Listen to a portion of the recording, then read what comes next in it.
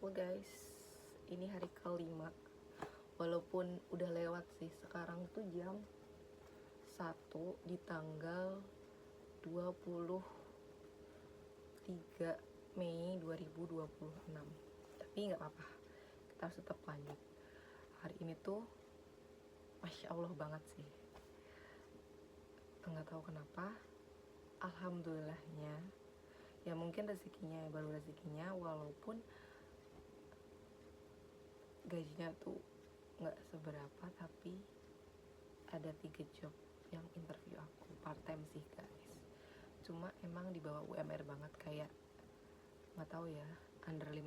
Yang terakhir aku nggak berani tanya harga, karena kan di Indo kalau kita tanya harga nggak tuh, gaji, kita kayak yang emang mau gaji berapa kan gitu. Apalagi kan part time kan kayak bukan pekerjaan tetap, jadi ya yang penting ada aja lah. Cuma ya gitu sih. Terus hari ini banget, udah aku daftar tadi deh kayaknya, kemarin. Iya, education, apa sih ini, education clash. Day one and regular day 2. Ini gratis guys, dari LPS lembaga simpan apa gitu. Terus ada kementerian. Terus tadi aku ikut kelas yang tentang BCA, tapi ada penyesalan kan dalam satu hari itu kan ada beberapa kelas yang kita satu orang tuh hanya bisa satu kelas, apalagi kalau di jam yang sama. Kalau di jam yang berbeda sih kita bisa ngambil beberapa kelas, tapi kalau di satu jam yang sama kita harus ngambil satu. Aku tuh bingung antara kripto sama BCA itu gimana. Kalau secara ada plus minusnya sih, secara implementasi lebih BCA. Cuma kalau untuk seru-seruannya dari MC dan juga acaranya yang mengisi itu lebih cakep yang kripto. Karena tadi tuh kayak aku denger gift, kayak ada quiz online gitu kan di course-nya pas offline. Terus itu mereka bagi-bagi smartwatch, HP, mungkin ya nggak tahu, HP 2-3 jutaan gitu. Kayak wow. Tapi ya nggak bisa dipungkiri juga kan bahwa kripto itu adalah skill dan juga ilmu yang nggak semua orang awam tuh tahu. Hanya kayak YTTA lah, beda sama BCA ya. BCA kan bank gimana, kayak BNI, BRI gitu kan. Terus ya udah, jadi tuh. Cuman dibalik sesuatu yang kita ambil, aku juga manifest semoga aku selalu menerima dengan lapang dada apa yang telah aku putuskan, dan selalu suka dengan apa yang aku mau. Maksudnya kalau aku udah memutuskan ya tidak ada penyesalan dalam segala hal yang aku putuskan, karena pastinya aku memutuskan hal tersebut ada pertimbangannya kan, nggak cuma aku pengen ini, tapi itu juga bisa sih jadi alasan. Terus kan di kelas kripto tadi kan banyak giveaway ya, tapi itu emang dibagi, misalkan dalam satu course tuh ada sekitar 50 atau 60 orang ya. Terus nanti kayak quiz 3 teratas mereka dapat gift gitu kan. Nah yang BCA itu kayak wow, aku sebenarnya nggak dapat apa-apa, bukan nggak dapat ilmu apa insight, aku tetap dapat gimana kita tuh harus belajar namanya awareness dan juga tentang online crime atau cybercrime gitu kan. So kayak oke, itu kan jadi kayak bekal buat aku ya, dan aku berdoa banget semoga aku bisa menjadi BCA prioritas. Kalian juga semoga bisa.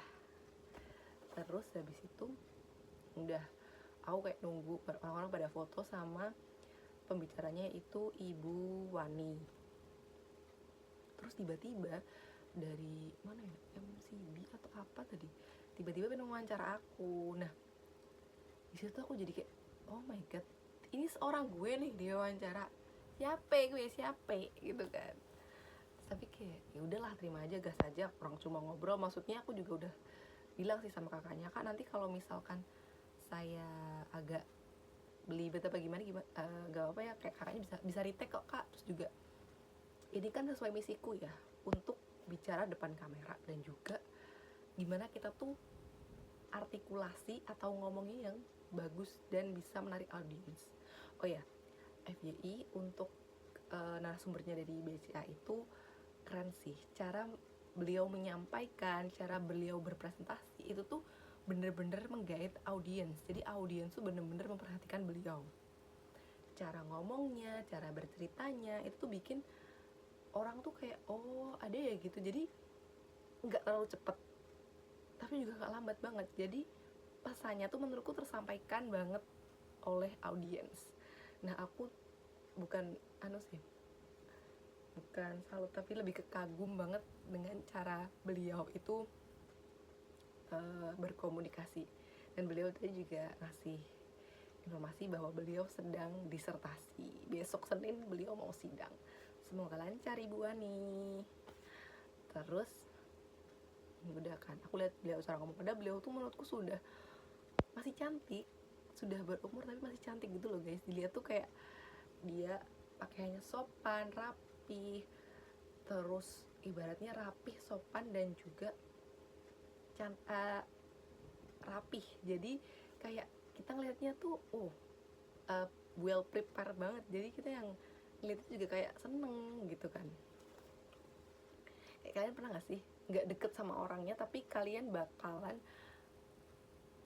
berasumsi bahwa mereka ini bersih dan wangi walaupun kalian nggak deket dan nggak mencium baunya gitu. Itu terus aku lihat beliau cara ngomong kayak di situ aku kayak masya Allah, kapan ya aku bisa menjadi pembicara seperti itu dan berbicara dengan banyak orang dan juga berbicara dengan sangat santai, sangat jelas intonasinya dan tidak belibet. Kadang tuh aku memang bisa ngomong, cuma kadang tuh pelafalan atau hurufnya satu sama lain tuh bercampur dan kadang terlalu cepet temponya.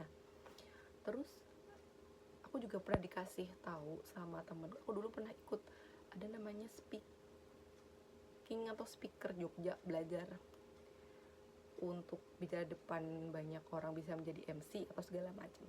Aku juga pengen jadi MC cuma masih belajar. Itu adalah kan aku pernah kan tanya, kak gimana kalau kita itu ngomongnya belibet atau terlalu cepat sampai orang tuh gak paham gimana cara kita ngomong. Sebenarnya tuh kan cara kita ngomong itu bisa dari keluarga atau lingkungan kita. Kadang orang ngomong cepat itu biar pesannya tersampaikan menurut si pembicara. Misalnya aku ngomong cepet tuh biar kayak pesanku cepat tersampaikan dan langsung paham. Tapi pada kenyataannya dengan kita ngobrol cepet itu tuh pesan gak langsung tersampaikan, malah membuat ambigu karena pertama pelafalannya gak jelas, kedua artikulasinya kurang. Jadi orang tuh kayak seakan-akan ngomong dengerin aku tuh kayak lulululul gitu loh. Terus akhirnya pernah beberapa kali teman aku sampai bilang tunggu pelan, bisa pelan gak ngomong gitu, karena saking gak jelasnya. Dan mungkin kalau itu cerita yang panjang itu mungkin orang dengan daya tangkap lebih cepat dia mereka akan kayak aku tahu intinya apa. Tapi karena aku terutama nih terlalu kebiasaan ngomong cepet, kadang kalimat atau kalimat yang singkat aja tuh jadi cepet. Misal kayak harusnya nih, kak ini gimana ya caranya, misal gitu.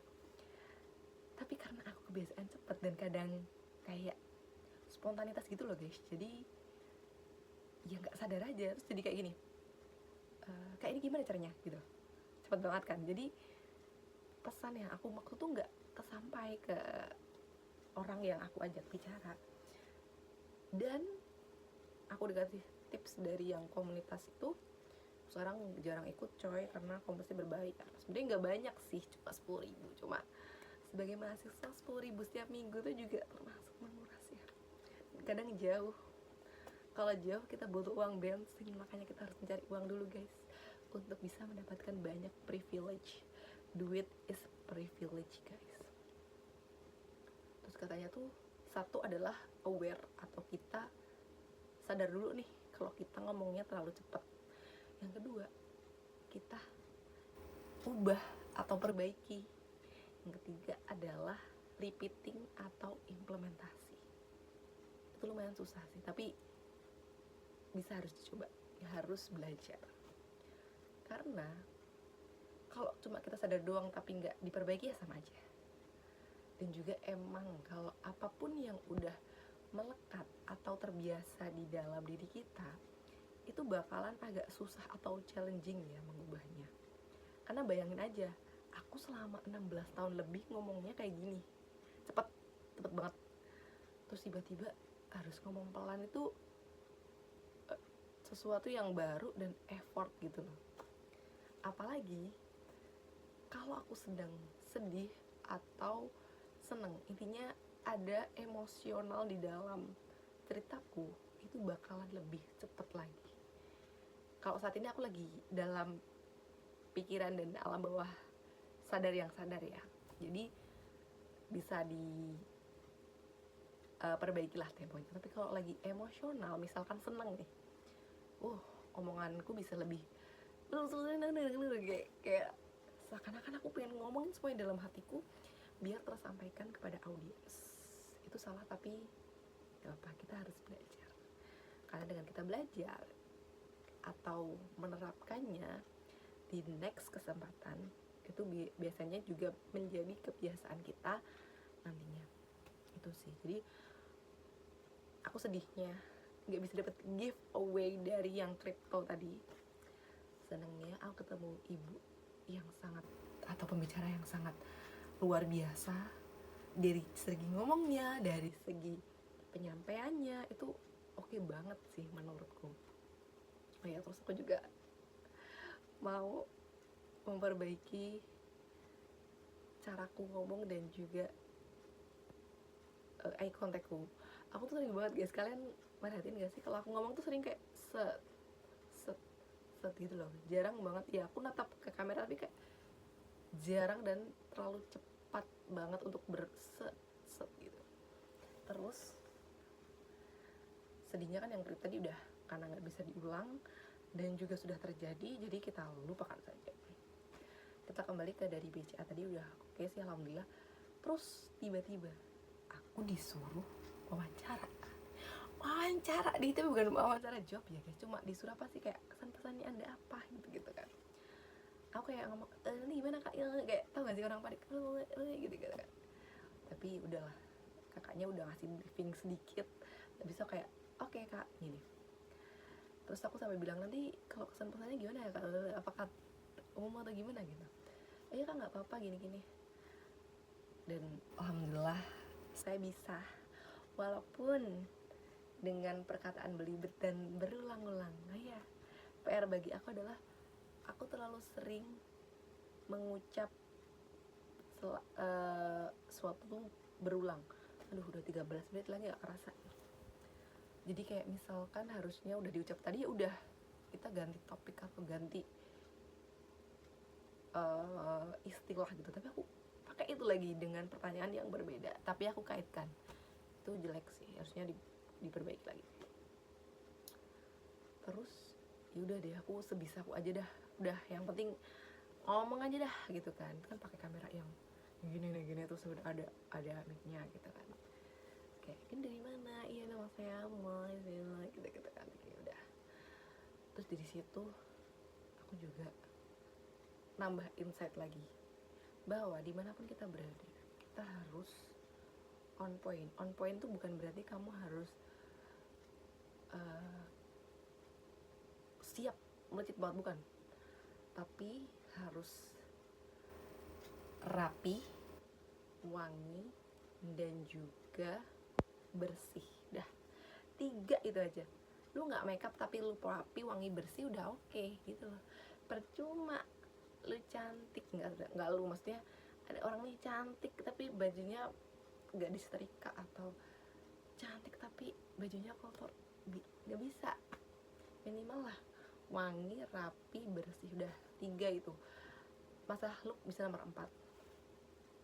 Tapi mungkin agak sedikit berbeda ya standarnya kalau cewek, karena cewek tuh bener-bener dilihat banget dari segi visual. Jujur janggal ya guys di era 2026 ini. Padahal sekarang udah jam berapa nih? Anjir, jam 1 malam. Kelihatan nggak? Nggak apa-apa. Kita lanjutin 5 menit lagi. Terus udah sih, intinya aku juga berusaha menerapkan ke diriku sendiri. Itu kan ngomong sama siapa lu, sama Atat, ngomong kesini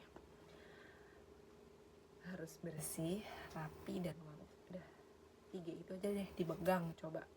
Jadi kalau sewaktu-waktu nih opsional tiba-tiba kayak ayo lu di depan, lu apa, ready bos gitu. Karena kita kan nggak tahu ya peluang di depan tuh kayak gimana, dan kesempatan itu terjadi saat ada kesuksesan itu terjadi saat ada peluang dan juga ketersediaan. Kalau ada peluang doang tapi nggak ketersediaan, ya nggak bisa. Tapi kalau tersedia doang tapi nggak ada peluang, ya nggak bisa. Itu tadi aku juga tadi tuh nulis beberapa sih, pokoknya udah roti biasa tapi gepeng. Nggak apa.